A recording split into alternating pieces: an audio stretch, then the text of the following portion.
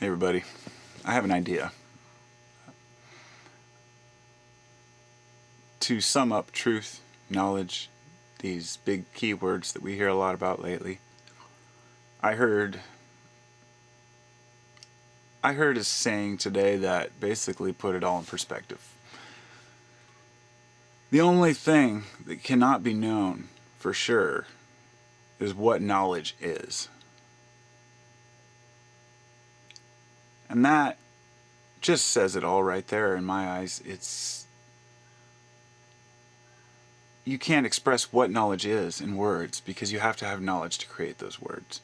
And we could go on and on like that, but you feel what I'm saying. It's knowledge to each individual, and individual truths are so different, so vast, that the idea that a person has knowledge means absolutely nothing.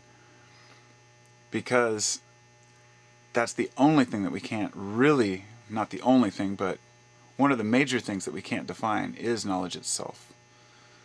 It's like trying to define yourself by saying, I exist. Trying to think of a better way to put this, but I guess there isn't one. That's it. That's just the best I can do with it. We can't put a finger on it, and this is why we have the symbols. Because this kind of correlates with my video I just made about symbols and how we use these symbols to describe the idea of things that we can't explain, and as well knowledge itself, which can never be expressed by knowledge. No amount of knowledge can ever make a person see the whole. And this is one part of it that really gets me, is this idea that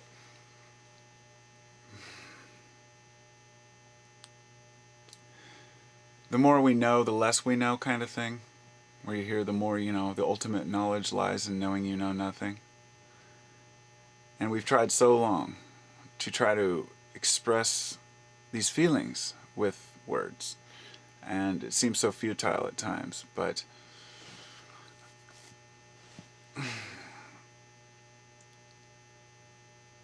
when a person has a moment of clarity, it's going to be different from another person. The one thing that I've really seen that I'm trying my best to put this into words. If I were to say something to you like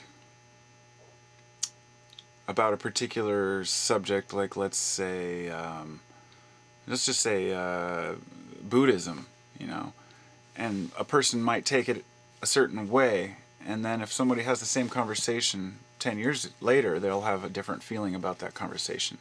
They will think completely different about it. So while your idea of things is consistently changing, there can be no way to pin down a particular knowledge base or a particular truth. And people are at different levels, not necessarily higher or lower, just different levels. So when I have a conversation with someone about a particular subject, like let's say religion, it's hard enough to even get the words across properly that I'm trying to convey, because I can't even find words to convey the emotion that comes with some of the thoughts I have. And I think that each one of us has to remember that when we're having a discussion with someone else, they are at a completely different place. And so we have to revisit ideas over and over. Sometimes you think, let's say a person who is an artist, or let's say a guitarist. I play music, I play drums, bass, guitar, everything.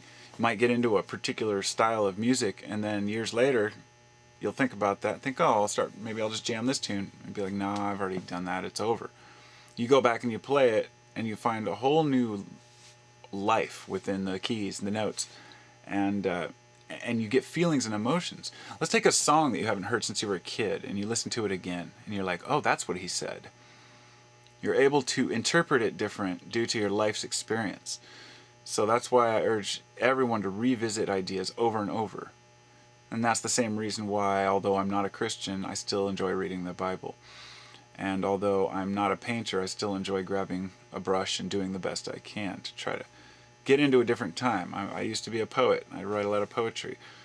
Once in a while I grab a pen and do that again and have a totally different feeling. So We have to revisit our ideas constantly, and there is no aha moment. And that's the whole philosophy that I carry, is there will be no moment where everything falls into place, because as soon as that happens, you're out of the game. And when you're out of the game, you're not filling any purpose anymore. It's a little more complicated than that, of course, but that's the best I can do given this human language that we call English, which is supposed to have such a wide variety of uses, but I can't seem to use it to express what I want to express when I do. And I think that's the other point, is that the more you learn and the more you experience life, the more things that you think about and do. Rather than just listening to music or watching TV, listen to philosophy or watch a documentary. And that's been my life, you know. All the spare time that I'm not, when I'm watching entertainment, I'm listening to other things and processing things differently. And you get to the point where it's harder and harder to express to people what you're trying to say.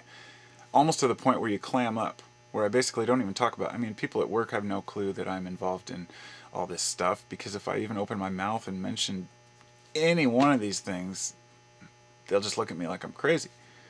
Not that I care, but why bring up a subject that people aren't interested in? I mean, while I'm sitting out there looking up at the trees on my break and just, I was like, look at the hummingbird, you know, look at the squirrel. And the guy's like, eh. They're just so stuck in the moment that they're missing the moment. Every moment should be one of those moments. I'm going to go have one right now. Peace.